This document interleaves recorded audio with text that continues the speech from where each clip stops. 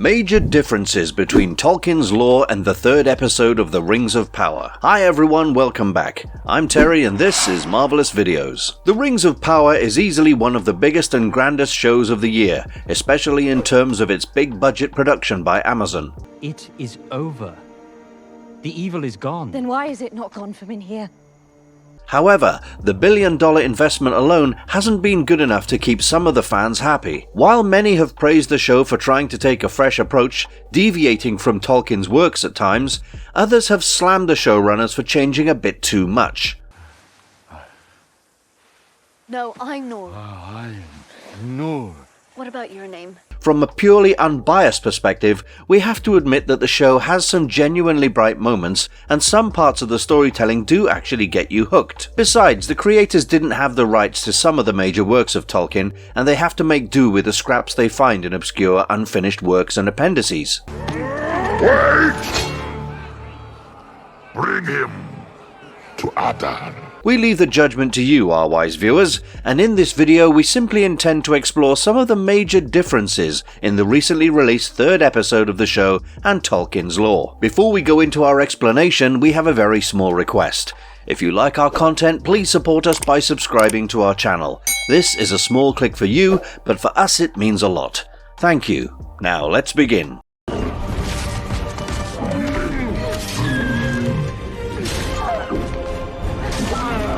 Galadriel's timeline seems to have a mind of its own. As we've mentioned already, The Rings of Power was never really supposed to be a textbook adaptation of Tolkien's works, mainly because of the issue with the rights. However, the timeline of Galadriel continues to baffle the fans in more ways than one. No. This place is so evil, our torches give off no warmth. For starters, she seems too young in the show, and it simply fails to account for the years of experience that she has under her belt. She continues to be a proud and somewhat arrogant character who's yet to mature, and considering the timeline that the show is set in, a very different version of the character should have been shown. It is because of the elves that you were given this island. Surely you can spare a few planks and rudder. All three episodes so far have consciously tried to project the young side of this great warrior elf, and they've also turned a blind eye to her family tree in Tolkien's lore. Elrond, Celebrimbor, and Gil-galad are all born after Galadriel, and Gil-galad is actually her nephew. Even Celebrimbor is her nephew, and picking older actors to play these roles doesn't quite add up. Celebrimbor in particular looks like he could well be her uncle or father. Another major difference between Tolkien's timeline and the one we get on the show is that we don't get to see Celeborn yet.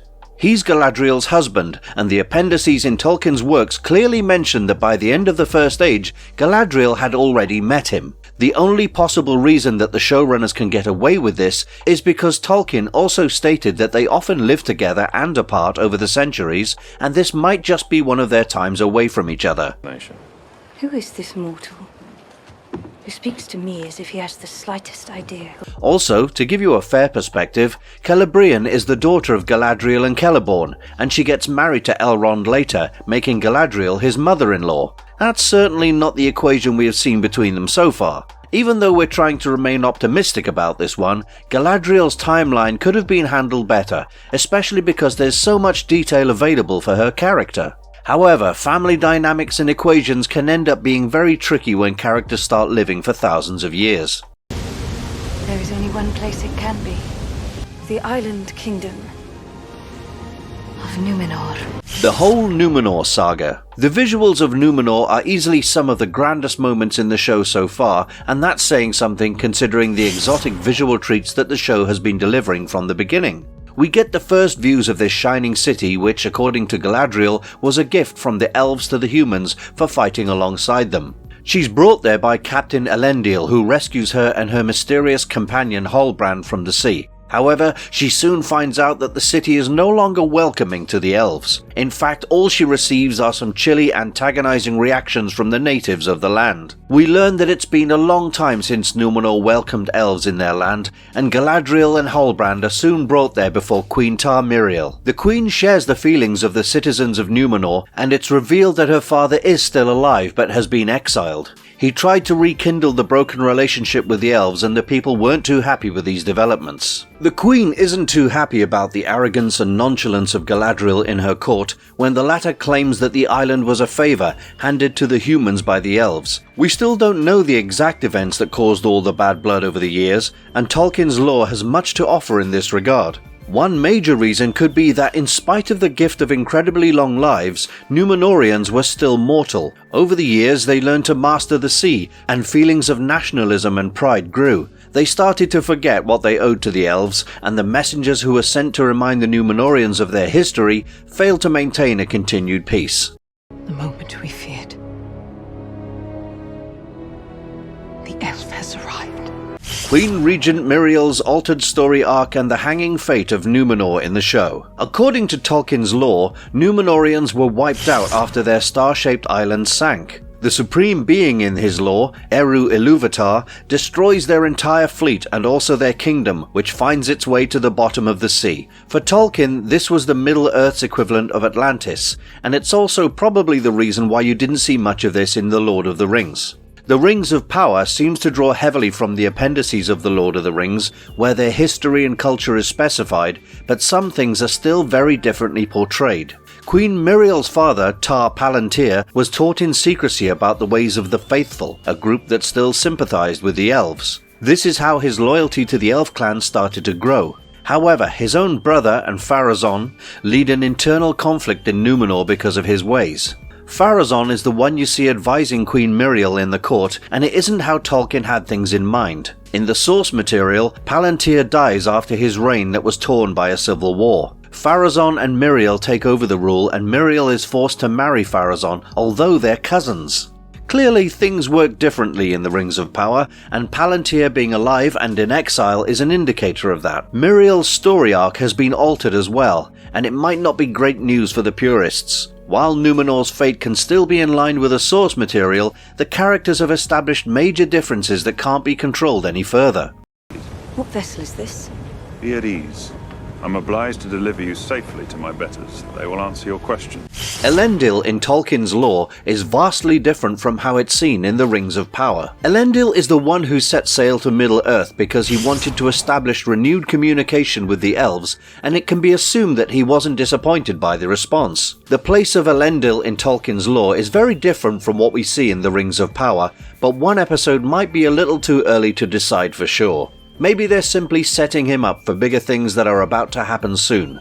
As for Elendil, Tolkien's Legendarium mentions him as someone who plays a major role in fighting Dark Lord Sauron. He fought alongside Gil-galad, and they were both killed. His son Isildur then took the ring, and it seems like the events of the Rings of Power might just culminate into something like that. The showrunners have revealed that Elendil's character shouldn't be viewed purely as an origin story because they've been taking a lot of creative liberties with him. However, they agreed that this is all going to be a build-up to establish him as the Braveheart who sacrifices himself for the greater good later on. All we can say is, if a character like Elendil is butchered for the sake of innovation, the fans are not going to be too happy about it. That being said, there's still plenty of time to bring him in line with Tolkien's works. Scrap with the Queen's Guard. They started All that. got thrown out of your horse train. That wasn't my fault. Actually, it feels right. That one wasn't. I wasn't talking to you! Elendil's daughter Eärien never featured in Tolkien's lore. We have to admit this was something that baffled us, especially because there are already far too many characters introduced in the show.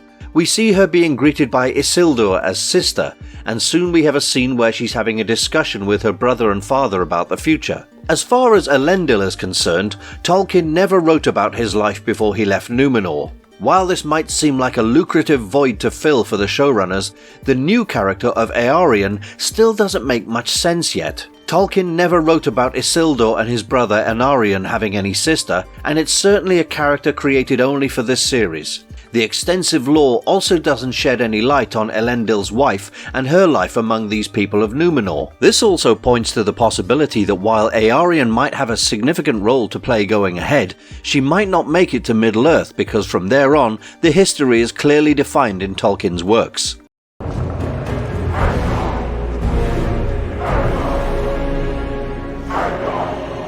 Adar. a mysterious addition that finds no mention in Tolkien's lore. Even the most die-hard Lord of the Rings fan will be left scratching their head over this one. There is no mention of a character named Adar in Tolkien's works, and the third episode introduces him in a rather dramatic fashion. In fact, the episode is even titled Adar, pointing to the importance that the character will have going ahead. Elf soldier Arondir is shown as a prisoner of the Orcs, forced to do manual labor for them along with some other elf and human prisoners. The Orcs are building an extensive tunnel network and also making the prisoners dig around a lot, presumably to find some secret weapon. When a daring escape attempt plotted by Arondir and his fellow elf prisoners goes wrong, the Orcs decide to take Arondir to Adar, who seems to be some kind of leader to the Orcs. We barely get a glimpse of Adar, but he does seem to have strikingly noticeable elf features. His identity remains a mystery for now, with many speculating that he could be Sauron himself. What's more likely, however, is that he's one of his trusted generals,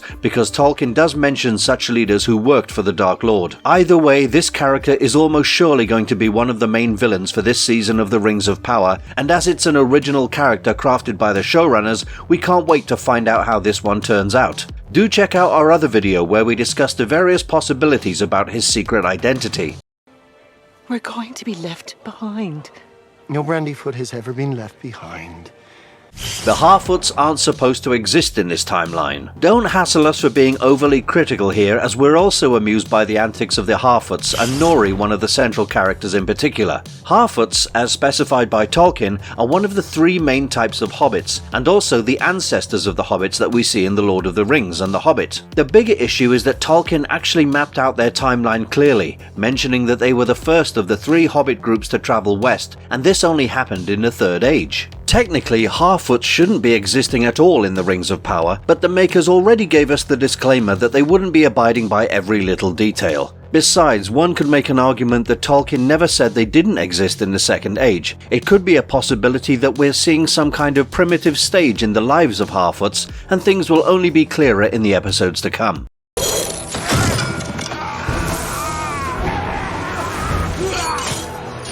The Orcs aren't exactly vampires. This one is up for debate, but our understanding of Tolkien's works don't suggest any major weaknesses faced by the Orcs in sunlight. Many readers have misunderstood the Orcs' hate for light as their weakness, but nothing in the books suggests this. Yes, they would prefer to be left in absolute darkness, but nothing suggests that the Orcs will get burned by sunlight like vampires in a horror film. The portrayal of the Orcs in the show has received mixed reviews, and this is one of the main reasons. The visuals of the Orcs are thrilling and intimidating enough, but their behaviour is a far cry from what Tolkien had in mind. Just as we're curious to learn more about Adar, we'd also love to find out more about the Orcs and their behaviour as specified in the show going ahead.